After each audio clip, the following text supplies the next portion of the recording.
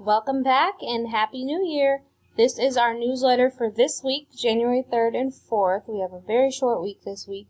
In math, today we did a module review playing basketball.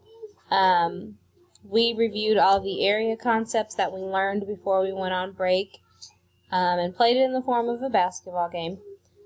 Tomorrow is our awards assembly, our second 9 weeks awards assembly, and it will be during math at 9:30. So no math tomorrow. Science, we will resume science next week on Monday.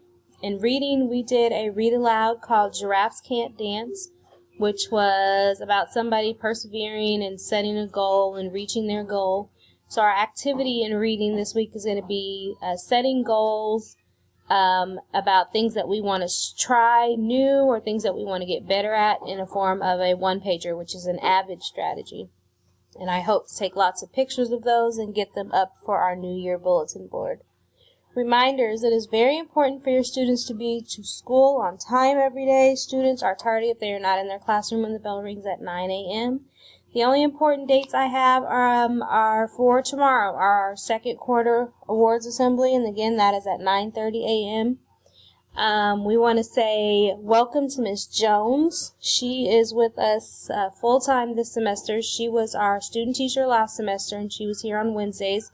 This is her final semester of student teaching, so she will be in the classroom every day. She will start teaching math next week, and she will continue taking math, and every week she'll pick up a new subject until she's teaching everything. So you can direct any of your questions or concerns to her or I.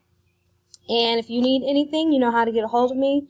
Have a great rest of your week, and Happy New Year.